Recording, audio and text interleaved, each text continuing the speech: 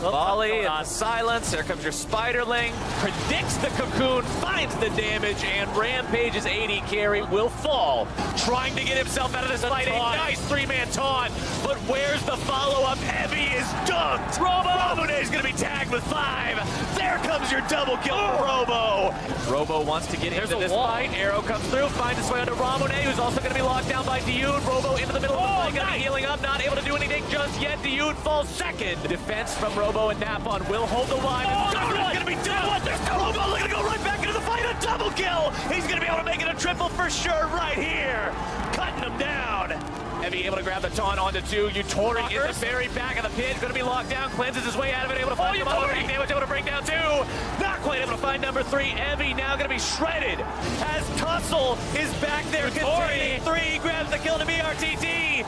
Dara and Ramone trying to hold the line, but the rest of the team has fallen, and Robo will run them down.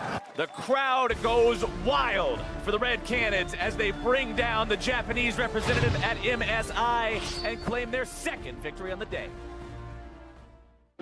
Welcome back, everyone, to Sao Paulo, as I'm here with Dioud, who just came off his second straight victory with the Red Cannons, recently taking out Rampage as well. And that was a very back-and-forth game. You guys seemed to be in the lead, but then it went away. Tell me what happened. Oh my god, that was kind of difficult, this game. Like, we had such a huge advantage in the early game, but then we made some very bad decisions that shouldn't happen and that we have to work on.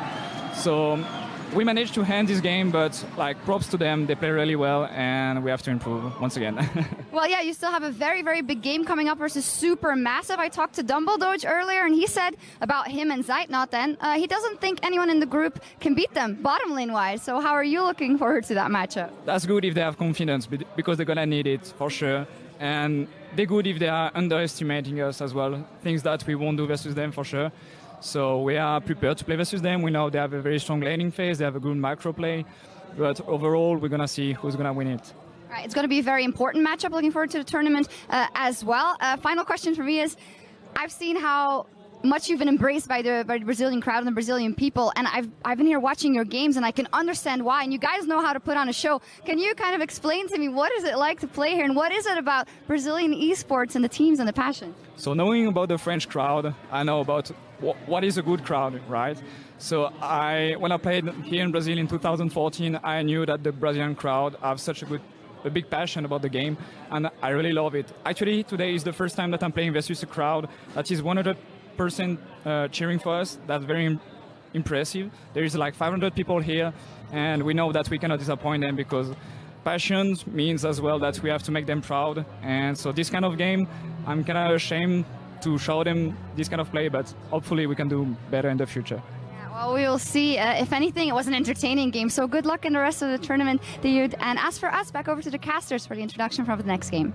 Welcome back, ladies and gentlemen, to the mid-season Invitational 2017 play-in stage. I'm Matthew Stewart, and joining me is my fellow shoutcaster from down under, Zach Rusty Pie. How's it going, mate? Heard through the grapevine that Oceana needed a bit of a pep talk, maybe some halftime oranges, so we're here to support them and yell loudly as they hopefully find themselves maybe with a victory. Yeah, hopefully that's helped them out, because we're about to get into our fourth match of today, which is going to be Supermassive taking on the Direwolves. And Rusty, there's been a big trend so far in the first 3 games that you watched today, which is AD carries are kind of a big deal this tournament. Yeah, AD carries we've noticed from our drafting, how the teams are playing, and basically who the star players seem to be of these teams at the moment through at least Group A, that AD carries are probably going to be the standouts, the biggest deal. Caitlyn between these teams has cropped up. There's a lot of contention as to who can actually carry the hardest on the Rift, but overall, from day one performers, it has been the AD carries. And we're still getting the likes of Ashe, Varus being picked up, but even a Jinx thrown in amongst it in the first match of today. And speaking of that match, the Direwolves, they really looked like they had jitters coming into this tournament, Rusty. Yeah, we have to look at the Direwolves. Yes, it's the first time we've ever seen them actually competing on a stage for a finals that has a crowd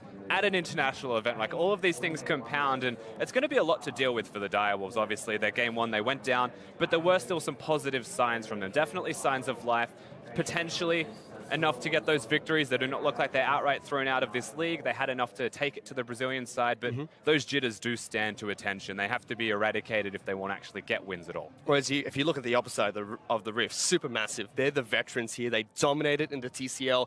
They're used to the crowd. They're used to these international events, and they looked confident even when they were 0-5 down against Rampage. And you have to remember, they were down 0-5. It wasn't just the kills. It actually looked like a commanding start to the game from the Rampage roster. The LJL have shown up to play, but Supermassive, you mentioned it, they're the veterans. They've been here before. The team has been together for such a long period of time that you expect them to bounce back strongly. They built a team composition to hit mid-game, to scale into late game. They outscaled the LJL side in Rampage, and they really gave it to them in the late game, so they do look fantastic. On top of that, historically, Turkey has always been able to take down Oceania's representative in the previous international wildcard tournament. So Supermassive, they're going to be very confident coming into this one as the favorites, where they want to be as a super team, whereas the Direwolves, once again, going to be underdogs coming into this game. It's up in the air, right, who you would say is the best team in Group A between perhaps Brazil and Supermassive from Turkey. But realistically, when you look at both teams performing, they're definitely top two. So Direwolves will absolutely be the underdogs. And the thing about that you have to remember is Direwolves being underdogs, that's exactly where they want to be. That's the position they want to find themselves in. Schönfire's confidence will exceedingly improve if he's actually in the underdog position, because if he gets that victory, the confidence goes through the roof, it skyrockets, and nothing can slow them down. It's still really interesting to consider them to be, they want to be underdogs, because if you look at all their interviews, they're saying, we're not afraid of anyone, only Korea maybe, and they lose their first match at this tournament, Rusty. Well, they might be afraid of Brazil a little bit now, unfortunately, coming into this group. Look, for what it's worth, the confidence is something that is absolutely admirable. I respect that they come into this tournament confident. Better confident than not. But they are still having to get through the play-in stage to get to even face Korea, which is the team that they're only afraid of out of everybody here. So baby steps for Direwolves. The confidence can get them through those baby steps. And the very next step for these two teams is the fourth match of today, and we're going to see a lot of contested picks between the Direwolves and Supermassive, especially since both of them have played Lulu Caitlyn. We know that both teams really want to pick up Ivan in the jungle. I think every team wants to pick up Ivan at the moment, Rusty. Yeah, I think the big thing as well in the jungle role is the fact that he's actually number one, above and beyond. Yes, Ivan is a strong pick. We've seen him crop up through most major regions as one of perhaps the top 5 junglers. Here and there, he's number one, but for this tournament, for day number one, he just is the best, the be-all, end-all of the jungle position. Will definitely be a contentious pick between Direwolves and Supermassive, as it was taken away from Direwolves in game number one as well. And I believe it's the only supportive jungle that we currently see played in the meta. What, you're going to get Kha'Zix, maybe Lee Sin trying to support an AD carry? That's not going to quite work out. Exactly, and this comes back to the AD carries being such a big deal within this group being Group A. They've got strong carries out of the AD carries with Zeitnot and King in this particular matchup, and then if you get the Ivern, it's a lot easier to actually support that AD carry as he does carry the game. Yes, you can pick something like a Lee Sin if your heart desires it, but whilst it can peel, whilst it does have shields, nothing works in the same way that an Ivern does. Yeah, and just touching on that quickly, I mean, Zeitnot, he was the MVP in the TCL, I believe, for his team, whereas King, as Vedius has mentioned on the desk already, has 3 accounts at the top of Challenger in Oceana, and is widely regarded to be one of the best AD carries in the region, so they're going to be 2 massive forces, and we're definitely going to see very similar play styles from these two teams. You have to highlight, that's how Direwolves lost their first game, right? Small individual errors happening through the bottom lane, having summoner spells up, getting hit by a Thresh Hook, hit by a Jinx ultimate when you have both flash and heal. These small things actually compound and mean a whole lot if it can result in kills, results in turrets. And coming into this second game, this is why we mentioned jitters. For the Direwolves in particular, you would expect those jitters to go away. If they haven't, they might have gotten worse, and that's why we are highlighting this bottom lane. Contentious picks between them, the Caitlyn Lulu that you mentioned, but also just play style, because if you want to beat Supermassive, you have to win your bottom lane. And on top of that, Direwolves have been known to win their laning phase. In fact, throughout most of the OPL, they barely ever lost their lane, and that's how they transitioned into a lot of their victories and eventually took the OPL title. But losing their lane in the bottom side of the map is going to have a huge deficit for them, especially when Chippy's, he was not doing too well in the top lane Olaf as well. Yeah, look, he started off okay until he got a bit overexcited, tried to dive a Jarvan, gets a little bit locked up there and does go down. But you're right, I mean, we look at this bottom lane, it has to carry so much, but if top lane's also underperforming, like if losing laning phase is something that stands to attention, then it really does need to be mentioned for the Direwolves. You question, a team that went through the whole split, they just win laning phase. Can they team fight? Well, the answer is yes, but how often do they have to team fight from a deficit of laning phase? How good is Schönfire in particular actually at jungling, at pathing around the map if his lanes are losing, or is he going to get exploited from the jungle pressure of the Turkish side? And on top of that, we've already seen what the Turkish team can do when they lose their lane. It was against Rampage, they were 0-5 down, about 3,000 to 4,000 gold behind, and they were like, yeah, no problem, we can fight back from this. So even if the Direwolves get comfortable and get ahead, it's still a massive task for them, because Supermassive are looking great so far in this tournament, and we're about to get, or we are going to get into Champion Select for the 4th match of today. Yeah, Supermassive coming in 1-0 as the favorites. They've taken down Rampage against Direwolves 0-1, who lost their first game to Brazil. There's a lot to prove for both of these teams, but you think Direwolves a little bit hungrier. They certainly are, and only one team can go into the next round here from Group A. Supermassive, with that single win, are looking to try and storm ahead with 2 wins, like you mentioned. Direwolves need to try and fight back as soon as they possibly can, but already have a couple of bans coming through for both these teams. Rumble and Ivan taken off the table as first pick potential for Supermassive, whereas Ash and Graves have been banned out by the Direwolves. Yeah, Chippy's formerly not a very good Rumble, has practiced it a ton and is now a ban-worthy champion from him. The Ivern shows that Supermassive don't actually want to first pick it for themselves. They don't value it as highly as perhaps something like the Lulu that they would put a higher priority towards. Again, both bottom lanes have played the exact same champions of choice in their one respective games. And with Varus being banned out as the final ban from Supermassive, we're not going to see those very high utility bot lane AD carries, and Shen is the final ban that gets taken away by the Direwolves. Instant first pick lock-in for Supermassive will be the Caitlyn. You have to wonder, the Caitlyn over the Lulu. You would expect the Direwolves will see that and just immediately lock it in, prevent the Caitlyn Lulu lane from existing. This is actually a very good pick from the Direwolves, and Supermassive, a lot of priority on just the Caitlyn pick. And it's one of Destiny's most played champions in the OPL. The Lulu pick was picked up throughout the grand finals, which propelled them to victory, and Schönfire actually locks in Lee Sin as his jungler of choice. Yeah, Schönfire going for the aggressive champion of choice, of course. If he doesn't get the Ivern, he will default to something aggressive. Good to see Stomage actually matching that as well, and now we do have buff-to-buff junglers that may find each other and start fighting. On top of that, Supermassive have locked in Karma to round out their first pick phase for Dumbledoge's support. Yeah, Caitlyn Karma definitely a strong lane. Even with the Lulu taken away from Destiny in this case, there's still a lot of options there for Direwolves. It is curious, however, that they go for the Ezreal. Yeah, King is known for his Ezreal play, but pairing them up one up with Lulu, not quite common at the moment. And it's into a Caitlyn Karma, so they've given one of the hardest champions to actually get through laning phase on in the Ezreal to King, in a lane where we said they need to actually perform against their opponents. Is Zeitnot's the big carry of this team right now, the MVP of the TCL, needs to be respected. However, this just puts a lot more onus on Destiny on the Lulu. And again, we already mentioned Supermassive able to dominate their bottom lane with the Caitlyn in their last match, whereas Direwolves, they faltered in the bottom lane. First blood was picked up by the opposing support against Destiny, and from there on, the bottom lane was just sacked by the Direwolves. Absolutely right. So as we move through these next respective bans, we're starting to see a bit of focus towards different lanes. No one has a single focus, even though the roles are shared. They just want to be careful, you know, get the roles of the champions that they want for themselves. Yep, and with those bans, it's going to be Talia and Galio from the start of the Direwolves. Fat Fabulous already had one game on that champion. Syndra and Kennen have been banned out by Supermassive, and an instant lock-in of Fizz for Chippies in the top lane. So they lock in the Fizz. Fab Fabulous can default to something like a Gragas, which actually has a decent laning phase against the Fizz. There's a chance that, again, he has some kind of counter that he would like to play for himself respectively. So we'll have to keep our eyes on where Supermassive want to go with their top lane, but they will have to reveal it in at least these next 2 picks, and that means they get a counter pick on the mid lane here, Direwolves, as well. And Supermassive have already shown what their mid lane pick is going to be. Naru will be picking up Oceana heading into this game. I believe it's the first time we've seen it this tournament. Has been a very popular pick in this meta.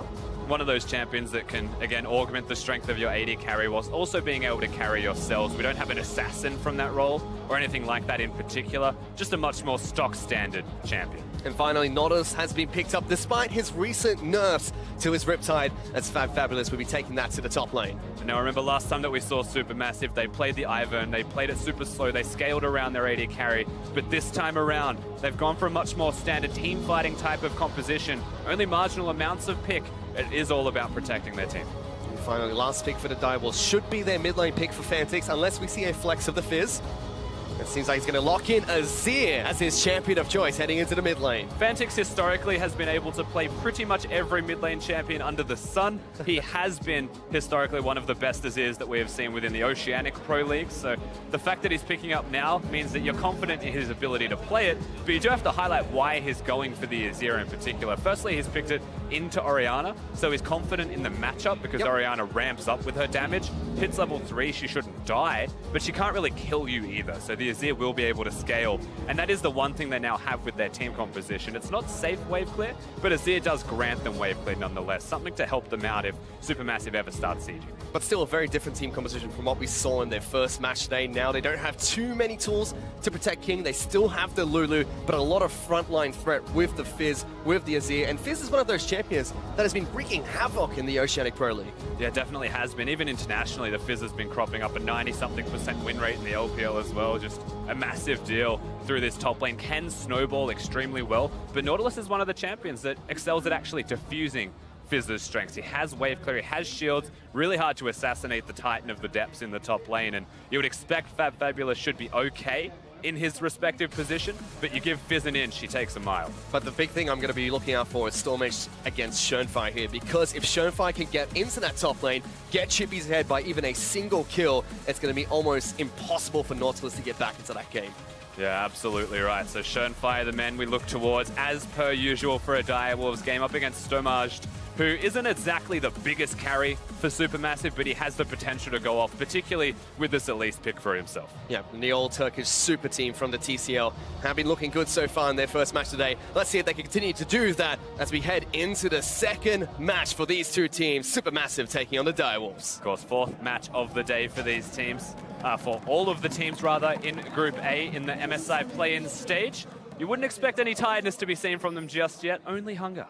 And as always, to kick things off, both teams just going to try and spread out across the river, scout for some vision against the opposing team. But where are we really going to be looking towards here, Rusty, for these two teams? Is it going to be bottom side focus again for Supermassive? Are we going to see Direwolves trying to play more bot side this game? I mean, the easiest way to actually watch where they want to put a bit of attention first is where the junglers tend to start the maps. And a lot of Elise, you know, on the red side of the map, they always go for their Raptors, but that means they don't get the best leash. So sometimes they like to vary it up, go towards their blue buffs. But as stock standard, you would expect from the Lee Sin into the Elise, they're going to try and just be on equal footing, be on the same side of the map as each other. A Supermassive just trying to check out where Schoenfire is. Yeah, it seems like Fabulous is going to get a late ward over towards the Raptor camp to see if that's where Schoenfire will be starting off this game.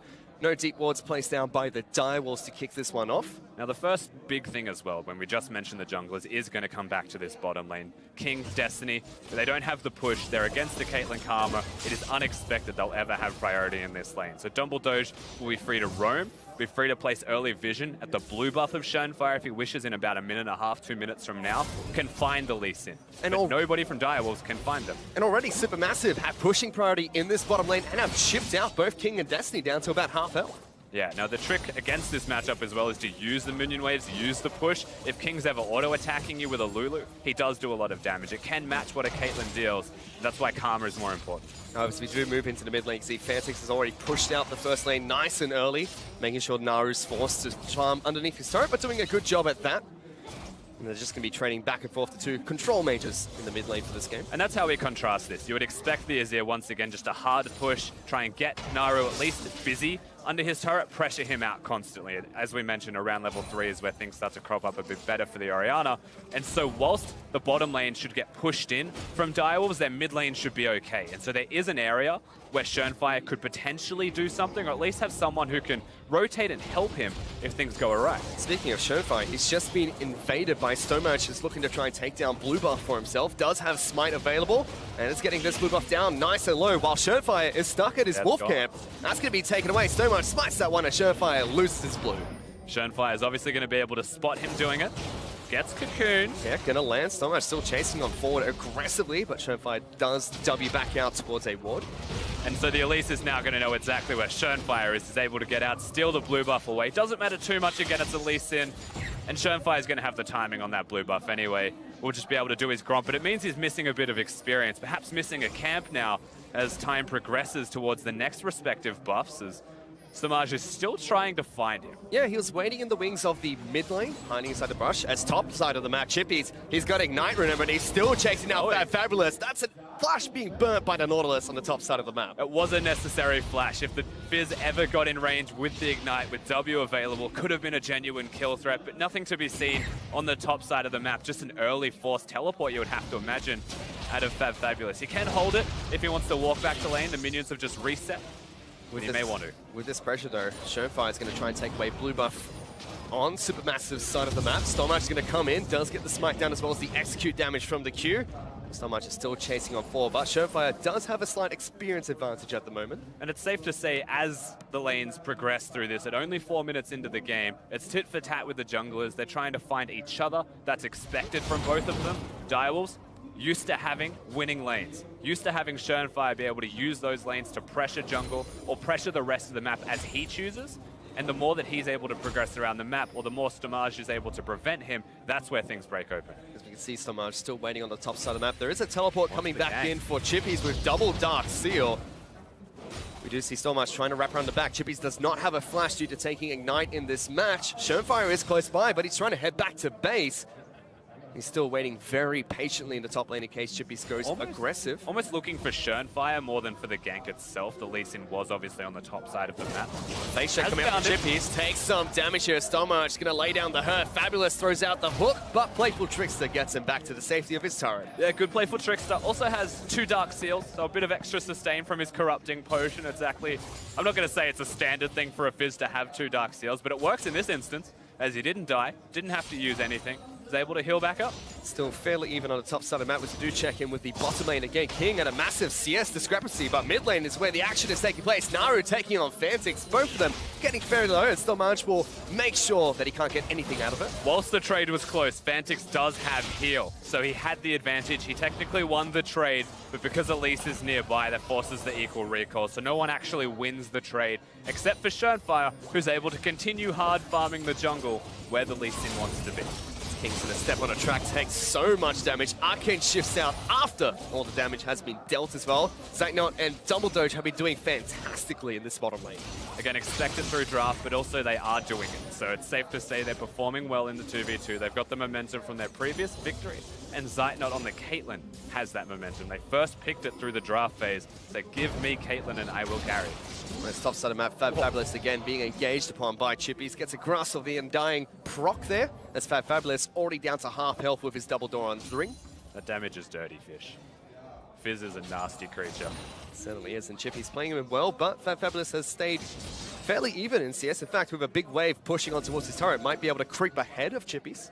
Yeah, perhaps, and that's all the Nautilus really wants to do. The other big bonus that a Nautilus is meant to provide is the ability to clear waves. With the Riptide, of course, has a slight nerf on this patch, but he's staying at full mana anyway, choosing not to push those waves, not to fight Chippies, because perhaps it's that these junglers on the opposite side. There is a collapse though, as that's actually so much clashing on towards Shernfire. Sorry, Fantix, who just scoops away and throws the ultimate at the Spiderlings. Thank you for the 10 gold. Now Destiny's going to try and turn so much into a critter, kicks him backwards. Elise being taken down. Shernfire picks up first blood. Big rotation out of Destiny in particular. The ultimate was there. These two need to stop fighting so I can talk. Really good rotation out of Direwolves, honestly, as a 3-man unit. Nowhere to be seen is Dumbledore on this Karma. If you've got a pushing lane, you're meant to be able to rotate around the map, but really good use of back timings to get the roam off. And Shernfire now trying to creep around the backside of Fabulous outer turret. Instead, just takes away Gromp as King returns into the bottom lane to continue farming against Zagnot and Dumbledore, who's still having a great bottom lane, about 20 CS ahead of the Ezreal. And this is where Direwolves want to be. Contrasting this to their first game of the day, they were losing their lanes, their jungle was suffering, and the jungler of the Brazil side was just rotating around, making the lanes worse. Shernfire now 1-0, CS advantage, is in a strong position. The bottom lane's just utility anyway, they always have been. This is that opportunity for Direwolves to show their strengths, not just their weaknesses. But right now, we're looking at their weakness. And this is the first split that we've really seen the Direwolves have a very utility-focused bottom lane. King and Destiny were known to be big playmakers. Destiny's known for his Thresh. King known to play hyper carries and be really aggressive in lane. But now that they have Fantix and Chippies playing so aggressive in their solo lanes, they defaulted back into these utility picks. Whereas Zagnot and Dumbledore, they can do that too, but they're just so good in the lane itself. And you know, most curiously, whilst we see Fantix get this blue buff, is that his opponent Naru has gone straight for Sorcerer's Shoes, which isn't your stock standard item build for an Oceana either. The reason you usually see, you know, a Lost Chapter or something for mana regeneration, go cooldown reduction or magic resistance if you're losing lane. But he's gone Sorcerer's Shoes. He wants the shockwaves that hit to be really meaningful at like the level 6 mark, at the level 7 mark, before they hit 11 and get completed items. Unfortunately for him, as the shockwave came out, there was no kill. Still technically he has an item advantage over Fantix, thanks to the fact that he only has his brown boots. Both of them have the double ring as well as the amplifying tone. We do see Stormmatch now moving down towards the bottom side of the map. King and Destiny still having difficulty farming in this lane as Dumbledore should say, now keep trading back and forth. Chippy trouble. Throws out the fish in the top side of the map. Fabulous gets knocked up. Ignite is still available, decides not to go deep underneath the turret. Maybe some flashbacks from his turret dive in the last match they played. Yeah, has got the early sheen, so you can see the damage trades there favoring. However, on the bottom side of the map, they are looking for the structure. Again, the thing that took apart the direwolves. If they look for kills, their opponents are taking structures, taking objectives, beating them on that macro level. Where's Shonefire waiting in the wings on the mid lane? There's the slide coming from Fantix. Knocks Oceana back in. The shockwave will pull Fantix into the turret range. Teleports. And the teleport's coming in. Stormmatch locks down Fantix. That's going to be the first kill for Supermassive. Shonefire's trying to hop, skip, and jump his way away. But the Spider's going to close on in and pick up a double kill for Supermassive. And played excellently by Naru as well, able to get the shockwave off. That was a really aggressive choice from the mid laner and jungle of direwolves to try and actually go for the flash Azir ultimate when Lee Sin was nowhere to be seen. He wasn't even on your screen. He had to come in as soon as he could, but that was too little too late. Naru had flash. Aggressive, but too aggressive. Now Stormmatch looking to try and lock down Chippies, doesn't get the cocoon off, and on top of that, during that fight mid lane, Supermassive took down bottom lane outer turret. Yeah, all that pressure. We get to see this one again in the mid lane as well. No Lee Sin. He's not here at all. Shows up, the Q comes out, but the flash timing was perfect. And again, bringing them under the turret. The collapse, the teleport also forcing a directional change with Damage here. They're able to lock down these kills. Fabulous, just by using the flash ultimate, there was no escape for Lee Sin. So double kill picked up for the Elise, and Supermassive have a 1,000 gold lead over the direwolves just 10 minutes into this match. King doesn't have an outer turret to fall back to anymore in this bottom lane, as Supermassive do rotate their bottom lane AD carry and support towards the top side of the map, keeping Fabulous down in the bottom lane to deal with King and Destiny. They make the standard rotation after getting the bottom outer turret. However, direwolves have not made that rotation. They're putting all of their eggs towards the bottom basket. They want to go for the turret themselves. Zone away the Nautilus, keep him from the structure. Only has magic resistance, so he would still die to a gank from 3 people. And they want to perhaps race them for the turret trades because they've got the extra member hitting the structures. Smash is here though. Yep, Stormmatch going to continue helping Zeitnot as well as Dumbledore's push towards the top side of the map. Now moving in towards the top lane inner turrets. Chippies wants to go for a dive onto Naru, avoids the fish, still goes in for the dive. Ignite is ticking. Shockwave not going to connect as Fantix only gets knocked back. Chippies still hunting down the Oceana, will be able to get the Q off, chases them down, picks up a kill in the mid lane. But meanwhile, pushing the top lane, Supermassive, exactly where they were a minute ago, are just going to take down the second structure again. Chippies comes mid, looks for the kill. Not a bad call because the kill is secured, but Supermassive are still pushing these objectives. It's just that they're too slow to make the rotation or a reaction to the play that the Turkish side are putting into play. They're getting trades, but it's not the same amount. And that's a 2-for-1 turret trade that goes in favor of Supermassive. Yes, they lose a kill in the mid lane, and potentially a Cloud Dragon, as Shonefire sneaks this one away from Supermassive. But not the best of Elemental Dragons to get in a 2-for-1 turret trade. For what it's worth, they get the Drake at a decent time in the game where Supermassive can't bring their bottom lane from what was top lane back towards the Drake, pick up the free objective. Naturally, you expect them to go near mid lane, but this is where direwolves can say, all right, you've got all of our outer structures. The next ones are harder to actually take down. We're just going to push top lane. We'll build up a big enough wave that we can secure the turret itself, and then we'll try and make the big play. But we have to highlight how Supermassive are going to try and counteract that. Who are they bringing up to top lane? Oddly enough, it is Naru. So Naru will be trying to farm up against King and Destiny, who are still pushing top side of the map. Zeitnot and Dumbledore have been brought into the lane with the final outer turret that's remaining for the direwolves. Try and continue sieging the outer objectives, increase the turret lead that Supermassive already have. Now, they do still have Fantix in this middle lane. Has got a lot of wave clear. Zeitnot and Dumbledore have to pressure the Azir, not the minion waves, if they want to actually secure the mid lane structure. So direwolves, they have an opportunity, a chance to make a play. It will be completely under the watching eye of Supermassive, but the play is still there. Direwolves will rotate quite a few members towards the top side of the map. Showfire sitting inside the jungle, lands a Q on towards Zeitnot, spots out the rest of Supermassive waiting inside of their own blue side of the jungle. Notices a small army. Still looking for things to happen here, though. Working around the explosive plant, really easy way to escape for both Destiny and Shurnfire. There you go, jumping back over the wall as King still gets some chip damage onto the top lane outer turret. Which again is just free damage that they're able to secure for themselves. So Supermassive.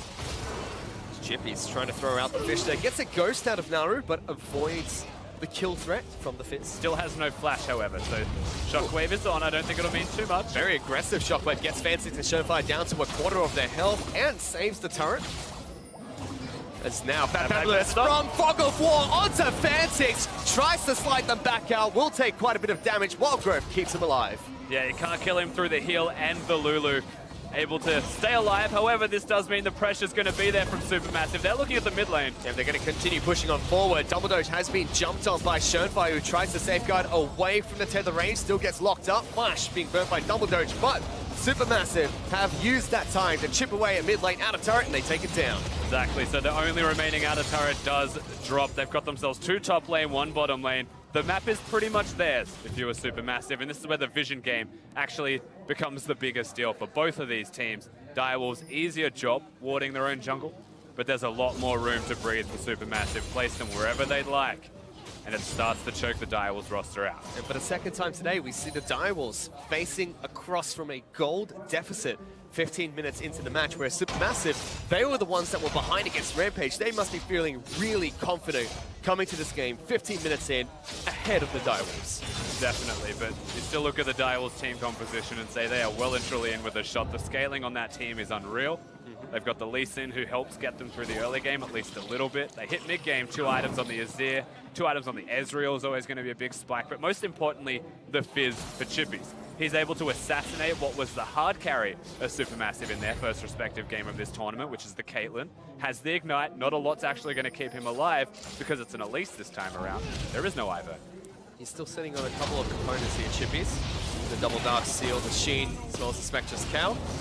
So will be some time before, oh no, that's stolen. That was stolen by Double Doge with the Empowered Q right under the nose of both Shurnfire and Chippies. They tried to burst it out. They could have just let the Carver Q finish before bursting it out, but there you go. Double Doge picks himself up some mana regeneration, some cooldown reduction, and a fancy looking buff on his back.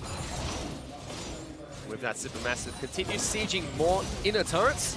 Stormage and Zeitnot won't be able to poke down the bottom lane inner turret as King and Destiny do what they can, but King's been locked down. Wildgrowth forced to be used. Arcade shift away, but it's not enough. Zeitnot takes it down.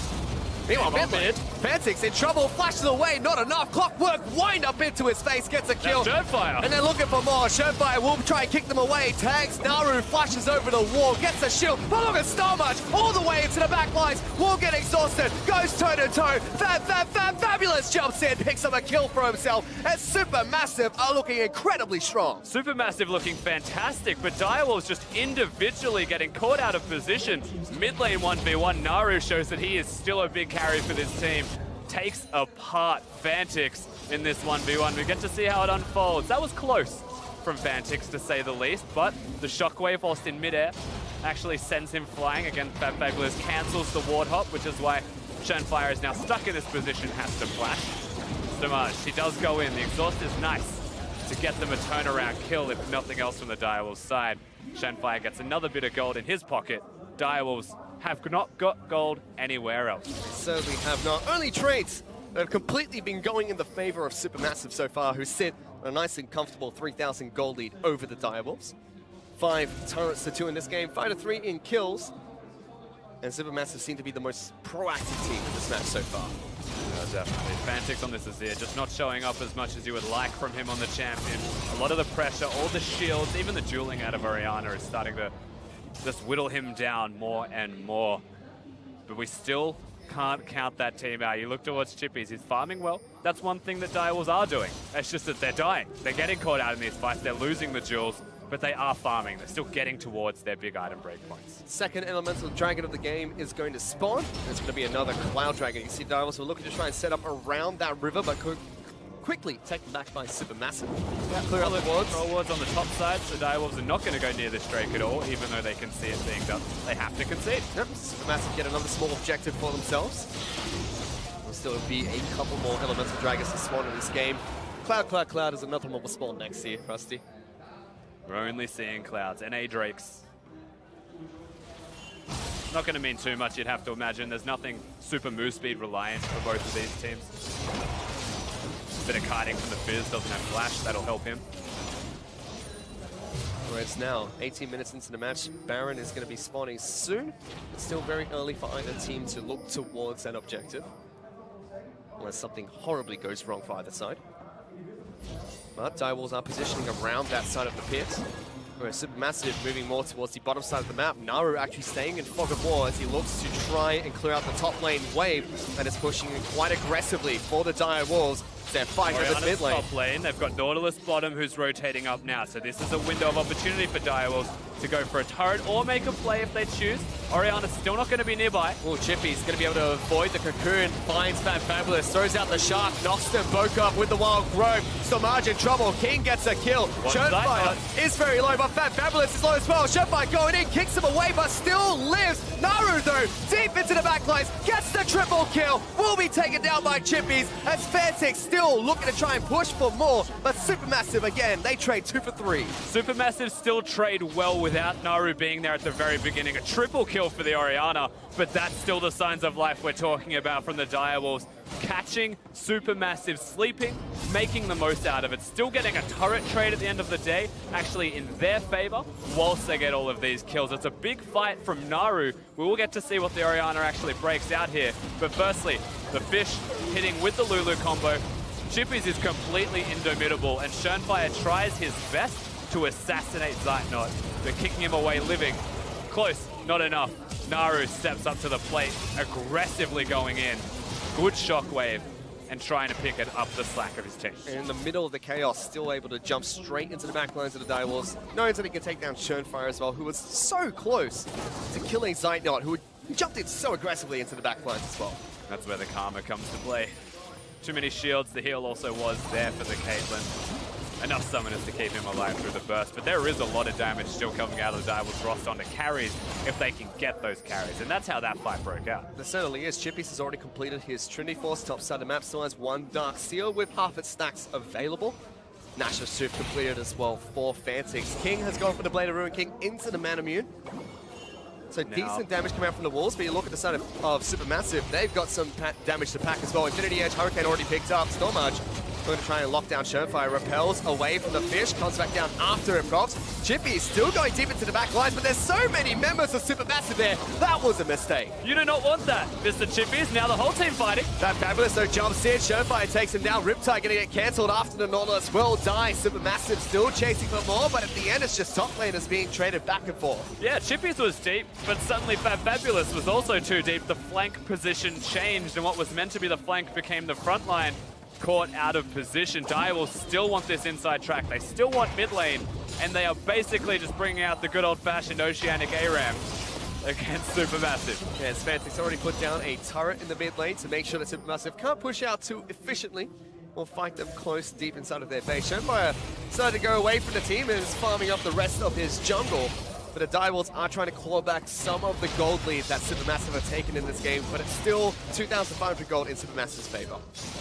The amount of gold that they are in advantage, however, for the Supermassive side is indicative of the 2 turrets that they've actually managed to pick up for themselves. So Direwolves have brought it back to a little bit closer. However, when you look at the items that are coming through from the Supermassive side, 2 Haunting Geysers, it's going to be a Leandri's that goes towards Naru's Oriana build. All of this flat magic penetration against a team that has actually got a lot of MR. Starts to wear off in efficiency very quickly, but the Baron, that gets shredded. They've got no vision on this. Supermassive get it down to 2,500 health. Teleport is going to come in from Chippy. Churnfire says, I'm going to try and take it if you're going to back off. 1,700 health. Chippy's in the back line. Churnfire tags it. He jumps in. Taken away by Oriana. Supermassive get Baron. They take down Churnfire as well. And as if Naru could not carry any harder, he secures the Baron for his team one more time. Supermassive. They took the 50-50, but they only took it because Direwolves said, let's dance. And they jumped inside the pit, wanted an opportunity to fight them for it, does not secure it. Supermassive cleared out the Baron pit, waited so patiently, and when they knew the Direwolves had no vision, weren't going to react, pulled the trigger. Naru, like you mentioned, putting his team on his back today, Rusty. It definitely is. Of course, we get to see how this one pans out against Shenfire. I'm going to say went in a bit too quickly, but he wanted to keep the Baron aggro, he wanted to keep his health low. Chippies tries to time his auto attack at the same time, but it was about 100 health off, so unfortunately, neither of the junglers secure it with smites being down. 102 hit points away from being smoked by either team here. That's Supermassive with a 5,000 gold lead, and Baron buff are going to look to try and cripple the structures that are remaining outside of the Direwolves base. They still have an inner turret in the mid lane to take down, as well as the bottom lane. And that's just such a big advantage for both carries on the side of Supermassive. 2,000 gold advantage for both of them against each of their respective opponents. All of the kills going to the Oceana, even though the farm was there for Fantix. They're just so strong right now. If the team can support them, Fabulous on the Nautilus can just stand in front of them, be indomitable as this Naut. Samaj can just protect his team, and Karma's always going to do that. Yep, Supermassive will use their Baron buff effectively to take down the mid lane inner turret, now pushing for even more as the inhibitor is under siege. Zeitnot so close to completing his second seal item of the game. Should be a rapid fire cannon or a static shiv. But he's been impressive this entire tournament, was the MVP for his team in the finals. And he's looking to continue to assert his dominance against every single team in Group A. Yeah, again, it should be the rapid fire cannon, the standard Caitlyn build. He's gone for the Infinity Edge build, though, not the Blade of the Ruined King. A bit more crit, scaled up well. Fabulous looking for an engage towards Fantix. Misses the hook. Two-shot barrage comes out from King, just trying to clear up the Baron up minions. And the way that Fantix deals with this is by finding Zeitnot. If he can actually find the carry that kills the structures, then Supermassive can't actually break the base. But if they don't get onto him, turrets will drop. However, Supermassive, they've already chipped down the mid lane inhibitor turret to half health, keeping their siege minion alive. And they will slowly push on in. There was a big wave bottom that pushed on towards the turret. Shenfire gets locked down and poked out to about 2/4 of his health. Zeitnot also gets halved once again by the Azir, but two cannons building up. And Redemption coming out. There was a Q connecting from Shenfire, but decided They're just going for it. This is going to be inhibitor turret broken by Supermassive, and they engage onto Shenfire as well, locking him down with every single piece of crowd control they have. Ignite is ticking. Shenfire gets healed up by King in the back lines as Direwolves won't lose their members and are looking to engage themselves. Fish gets thrown out by Chippies. He dives into the back lines. Playful Tricks is away. Big mistake because Fabulous is here, and King is now being chased in front. Fantix is dead.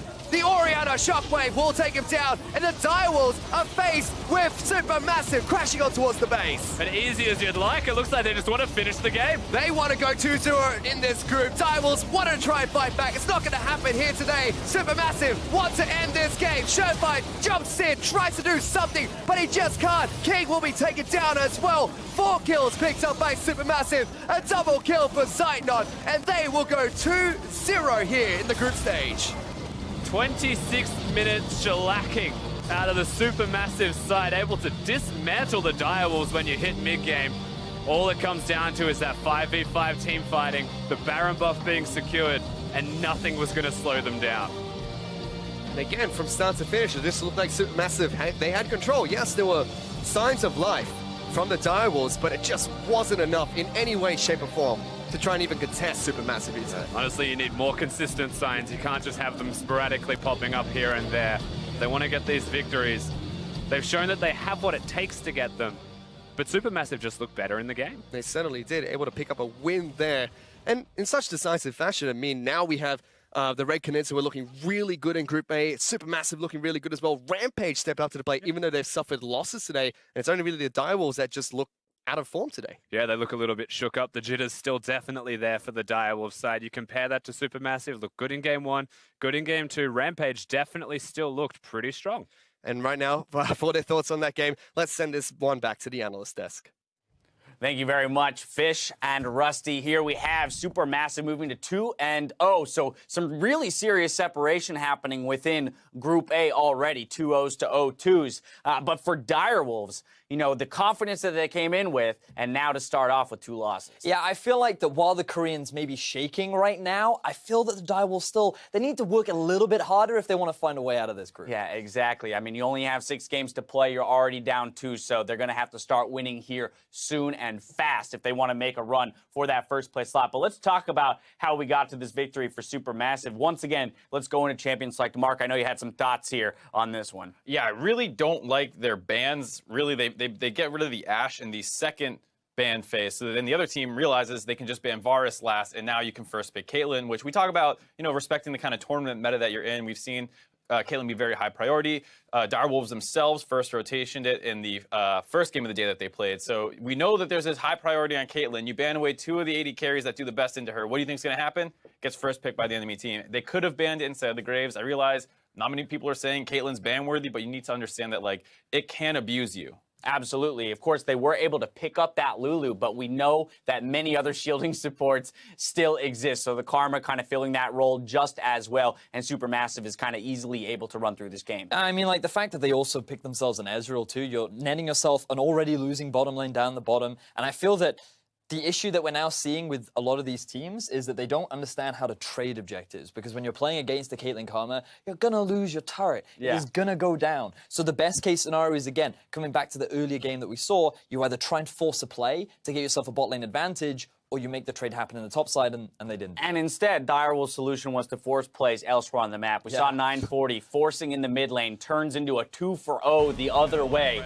with the Elise counter gank coming in here at the end. My biggest issue with this play is I don't understand why they felt the need to try and force this play. Like, they even pinged out that Elise was moving in through the river. They had full knowledge that Nautilus was back in base. Like, everything was ready for Supermassive to turn this gank in their favor, and it was just too overzealous from the side of Direwolves. Right, and you look at the fact that they also have the counter pick in the top side. Second time in a row that they were not able to do anything with it. First game he's playing the Olaf, this time around on the Fizz. No ganks really going up there to do anything about it, and the Fizz just kind of drops off into irrelevancy. The one play that he made, he roamed on mid and was able to pick up a kill. To be fair, the Fizz came in before the Nautilus. Right, but I'm saying you're taking these kind of aggressive top laners, Right. The other person's taking a tank into it, and what do you do with it? Nothing. Exactly that, and think about the difference, right? If you're going to lose bottom lane, just send your jungler topside like over and over and over again. You get the Fizz to a point at which he can easily solo kill out. Now you have all this pressure on top lane. Oh, you lose your bot tower? It's fine. We can trade it for the top because we're now winning that half of the map. And it feels like the Direwolves don't understand how to play around their strengths. Instead, they just try to make the magic happen wherever they see an opportunity. And they're like, hey, birds are good against robots. Let's try and get an attack here in mid. And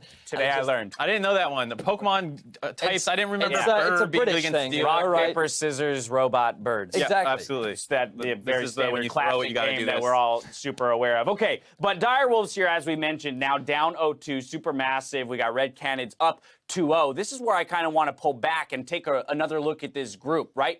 At the beginning of the day, we're talking about how most people are saying this will be the most competitive group with the strongest teams, and yet we immediately have a top half and a second and a bottom half, and it's going to take a lot of work for either Direwolves or RPG to make a run towards that first place slot. Yeah, like you said, Red Canids and Supermassive being the two teams going in, everyone's saying this is why this group is so strong, because these are probably the two strongest teams potentially in the whole group of wildcards, the pool of 8, and they're in the same group together. And then we were talking about how we thought RPG would potentially look really good. They've had some games where you see some elements of why we were respecting them, but still have come up a little short here. And they have a lot of work to do to keep their hopes alive. And now it's going to be Direwolves versus Rampage, both of them fighting for at least one opportunity for a win. And then finally, at the end of the day, we get to see Supermassive versus Red Canids to see who can solidify that first place spot too. So 2 very important games coming up for them. Yeah, 2 more games to go today. Of course, then they'll have some time to kind of retool going into the second day of games that they'll be playing. And I think that's a big thing to take note of, right? We've seen at Worlds the difference between week 1 performances and week 2 performances in that group stage, and how much teams can really re-strategize in that time. Will they start trading turrets as opposed to just running their faces into walls and kind of, banging straight into them? So, as you mentioned, we got 2 big games coming up that are really going to set the difference and set the pace, rather, for the rest of the group. But as a whole, when you're looking at it right now, given what you guys were talking about at the beginning of the day, Red Canids, Supermassive, which one feels more dominant to you at the moment? In my eyes, I actually feel that Supermassive seems like the stronger team, be being able to play the map better, Okay. and knowing how to play around the strengths that they have with their composition. I really like the drafting and the adaptations that they've been making, and I feel like what we're seeing from the Red Canids is that, yes, they get themselves a lead, and yes, they have a rough idea of what to do with it, but just they put their pieces on the board in the wrong place sometimes, and they end up leaving these little windows for teams to come back, which is why we saw that big comeback from Rampage. I would actually still go with Red Canids as the better of the two. I think that their ability to turn these plays in the early game is extremely important, and it's not just like, oh, we got a good gank off. They usually make some sense in terms of like the counter picking with the Darius, and then ganking it extremely early on with the dive with the Elise, and basically setting themselves up for success. I agree there are some problems with their macro play if they're playing a 1-3-1 comp, but they can also just stick with a pick comp that doesn't need to split up quite as much. If you go with something like a Syndra, you can potentially grab that one. That's going to make our 6th game of the day very interesting as those two first-place teams go up against each other. When we come back, though, Direwolves will return to the stage to face Rampage. We'll see which team can net their first win of the day after the break.